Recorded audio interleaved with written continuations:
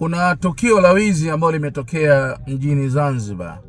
Kuna kijana ambaye aliingia kwenye nyumba ibada msikitini, alafu akenda akaiba mikoba ya watu wako ndani ya ibada. Yeye ameingia, ameenda kufanya tukio baya, tukio la wizi.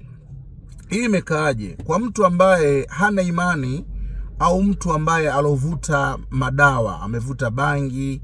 Lazima ili tukio haone tukio la kawaida kabisa. Ni kijana mdogo ambaye ukimwangalia umri wake ni mdogo. Picha za CCTV kamera ndo zimemnasa akionekana ni kweli ameingia msikitini na amefanya tukio la wizi.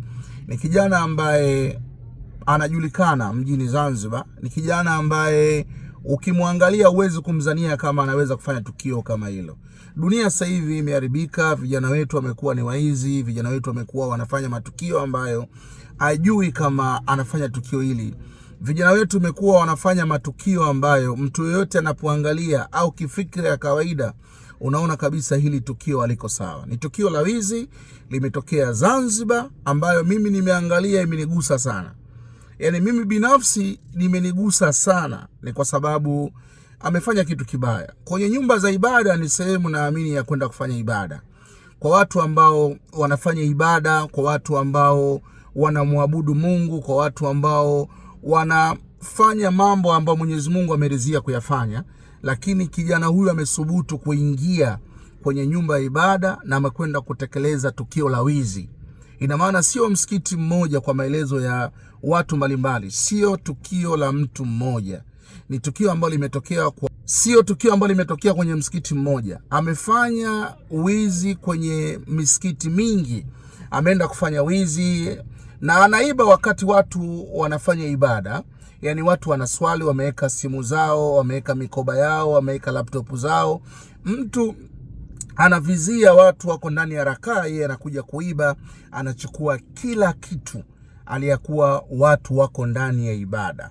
Kwa hiyo haya ni malezi ya vijana ambao wanavuta bangi, vijana wanashauriana vibaya. Ugumu wa maisha unasababisha mpaka kijana aoni kwamba ameingia majukumu mabaya. Watu kwenye ibada, watu wanamwabudu Mungu, mtu anaiba kwa ajili ya kwenda kufanya mambo yake, kupata pesa. I think kitu kama hiko. Lakini tukio baya. Sasa kwa nini nimekuja kutaka kulizungumza hili tukio? Nimeliona kwenye mitandao ya kijamii lina headline sana. Watu wanalizungumzia sana kwenye social media mbalimbali. Na ambacho mmekiona hapo mbele ni tukio baya ambayo mtu yoyote mwenye akili timamu anapoangalia tukio anaona kabisa huyu kijana hakufanya vizuri. Lakini kwa nini mimi chief nataka kuja kulizungumza hili tukio? Kwa nini nimeliona na nikasema nisikae kimya? Lengo kubwa ni kutaka kuja kulizungumza, kuja kuliongelea.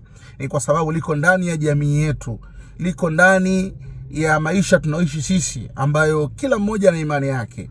Kuna Wakristo, kuna Waislamu, wote tunamwabudu Mungu. Na tukio hili limetokea, si tukio la kusema kwamba unafurahi, unaona tukio zuri. Ni tukio baya ambalo kijana huyu amekosea, ameingia kwenye vita ambavyo vita hivi ni yeye baina yeye na Mungu. Watu wameingia kwa ajili ya kwenda kufanya ibada, wewe unaingia kwa ajili ya kwenda kuiba. Na ameingia wakati watu tayari wameshaanza kuswali, yeye ameingia amekusanya mikoba yote. Amekusanya mikoba yote, amekusanya simu zote. Ni tabia yake, kila msikiti inaonekana ni mtu ambaye anakwenda kuiba. Kwa ile tukio ni tukio baya sana, ni tukio baya sana. Lakini nimetaka kuja kulizungumza mimi kama chief. Niseme ya kwamba hivi, mimi nasikia uchungu sana kama chief kuona nyumba za ibada zinachezewa. Nyumba za ibada, mtu anakuja kwenye nyumba ya ibada anafanya uhalifu. Mashehe mko wapi? Huyu mtu mpaka leo anakaa anakula kuku kwa mrija. Unatakiwa umeiba leo na leo ukutane nacho. Sio mnaanza kutangaza kwenye social media. Mnaanza kutangaza arudishe. Mwizi unamtangazia arudishe. Atakiwa yeye awe mfano kwa watu wengine. Inatakiwa awe mfano kwa watu wengine. Inatakiwa yeye ndo awe fundisho, watu waone kumbe hizi nyumba za ibada sio nyumba za kuchezewa. Msikae chini mkaanza kuulizana kumtafuta mwizi. Mwizi atakiwa arudishe vitu mwenyewe alivyovichukua, arudishe. Atakiwa apigwe kichaa. Inatakiwa apate matatizo ambayo mpaka familia yake ione kweli ameingia sehemu mbaya. Jamani, mashehe mko wapi? Wale mashehe wa zamani akina Muhammad Ayubu, Akina Darweshi wako wapi wale mashekhe? Sasa hivi hakuna mashekhe duniani.